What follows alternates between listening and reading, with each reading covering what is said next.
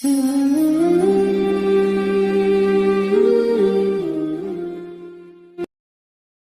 ایران رضا شاہ پہلوی نے ملک کو مادی، فوجی اور تہذیبی لحاظ سے ترقی یافتہ بنانے پر کام کا آغاز کیا۔ ملک کو ماڈرن بنانے کے لیے انہوں نے اپنی پوری طاقت کا استعمال کیا۔ یہ 19ویں صدی کی ابتدا تھی۔ انہوں نے ایران میں فرانس کا عدالتی نظام اور قانون جاری کیا، مگر ان کے لیے جدیدیت کا یہ سفر آسان نہیں تھا، کیونکہ ایران کے دستور میں یہ بات صراحت کے ساتھ موجود تھی کہ اس کا سرکاری مذہب اسلام ہے اور اس کا مستند فرقہ جعفریہ ہے۔ نیز اسے شیعہ علماء سے بھی ممکنہ مزاحمت کا ڈر تھا۔ اس لیے شاہ ایران نے مذہبی پیشواؤں کو تکلیف پہنچانے کے بجائے انہیں نظر انداز کرنے کی حکمت عملی اپنائی۔ اس نے عورتوں کو مکمل آزادی دی اور مغربی لباس اختیار کرنے پر ان کی ہمت افزائی کی۔ برقعے کو عمومی تقریبات کے لیے ممنوع قرار دیا۔ فارسی زبان پر عربی کے اثرات کو کم کرنے کے لیے بھی اقدامات کیے۔ اس کے نتیجے میں ایران کے علماء نے اس کے خلاف شدید احتجاج اور مظاہرے کیے۔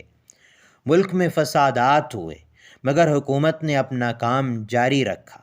ایران کا ایک روشن اور اہم ترین پہلو یہ ہے کہ وہ اسلامی علم و ادب اور اسلامی فکر و تجربے کا بڑا میدان رہا، اور اس نے بڑے بڑے شاعر اور مفکر پیدا کیے جن کا قوم پر گہرا اثر ہوا۔ اسی لیے شاہ ایران کے خلاف ایک طاقتور اور مؤثر تحریک کا آغاز ہوا۔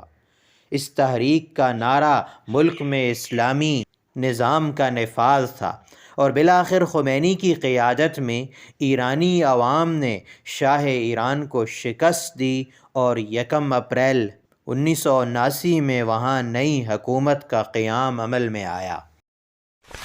آیت اللہ خمینی اس انقلاب کے روح رواں تھے۔ وہ اسلام کے بارے میں سیاسی نقطہ نظر رکھتے تھے۔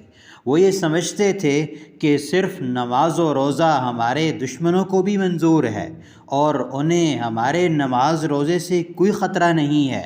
انہیں خطرہ صرف اس بات سے ہے کہ ہم سیاسی جد و جہد کریں اور ان کے نظام سے ٹکرانے کے لیے میدان عمل میں اتریں۔ ان کا یہ کہنا تھا کہ محض قوانین معاشرے کی اصلاح نہیں کر سکتے، ان قوانین کے ساتھ ضروری ہے کہ ان کی تنفیذ بھی کی جائے، اور یہ علماء کی اہم ذمہ داریوں میں داخل ہے۔ وہ سرکش حکومت اور طاغوتی نظام کے ساتھ شدید مزاحمت کے داعی تھے، اور وہ ان علماء کے بھی شدید مخالف تھے جو حکومت کے ساتھ تعاون اور مصالحت کے قائل تھے۔ خمینی کے لیے ضروری تھا کہ وہ باہمی تعاون اور عفو و درگزر کے ساتھ اپنی دعوت اور اپنے عمل کو جاری رکھیں اور ملک میں اصلاح کریں اور دنیا کے سامنے اسلام کی صحیح تصویر پیش کریں، مگر انہوں نے قساوت، ظلم کے ساتھ کام لیا اور اہل سنت کے خلاف شدید نفرت، بغض اور عداوت کا کھل کر اظہار کیا۔